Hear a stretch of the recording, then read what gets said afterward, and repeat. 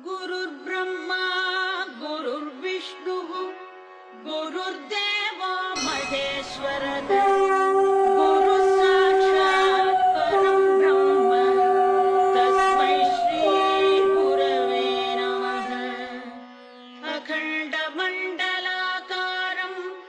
व्याप्तं येन चराचरं तत्पदं दर्शितं येन तस्मै श्री गुरवे नमः।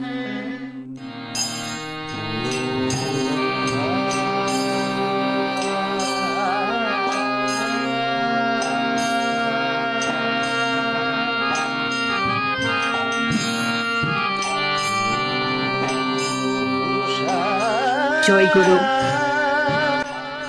অবধূত গুরু মহারাজ সকলের মঙ্গল করুন।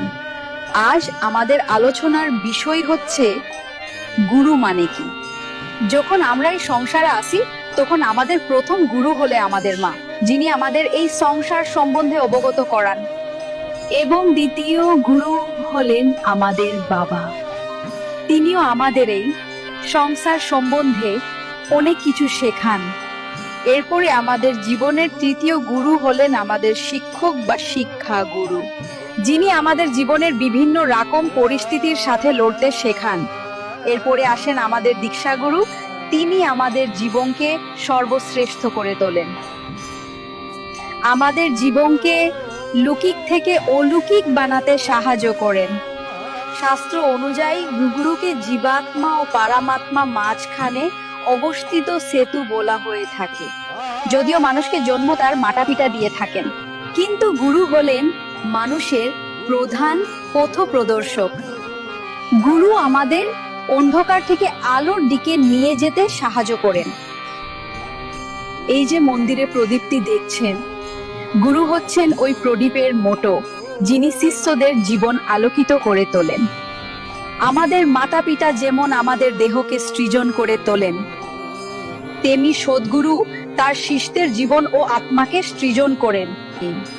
আমাদের সনাতন শাস্ত্র অনুযায়ী গু কথার অর্থ হলো অন্ধকার এবং রু হলো নিবৃত্তি, অর্থাৎ যিনি আমাদের জীবনে অন্ধকারের নিবৃত্তি ঘটান তিনি হলেন গুরু। তিনি হলেন স্বয়ং ত্রিদেব, সাক্ষাৎ ব্রহ্মা বলা হয়ে থাকে। গুরু আমাদের পারমার্থিক ভাবকে পরিপক্ক করে তোলে, ভগবানকে লাভ করার অধিকারী বানিয়ে দেয়। প্রত্যেক মানুষকে জীবনে গুরুর একান্ত প্রয়োজন। যদি কারো জীবনে গুরু না থাকে তাহলে বলা হয় সে এখনো জীবন শুরুই করেনি। যতক্ষণ না গুরুর চরণ ধুইতে নিজেদের আশ্রয় না খুঁজে পাই, ততক্ষণ পর্যন্ত আমরা ঈশ্বরীয় আভামণ্ডলের স্পর্শও করতে পারবো না। যদি আমাদের এই ভব সাগর থেকে পার হয়ে পারম সচ্চিদানন্দকে লাভ করতে হয়, তাহলে সৎগুরুর আশ্রয় একান্ত প্রয়োজন।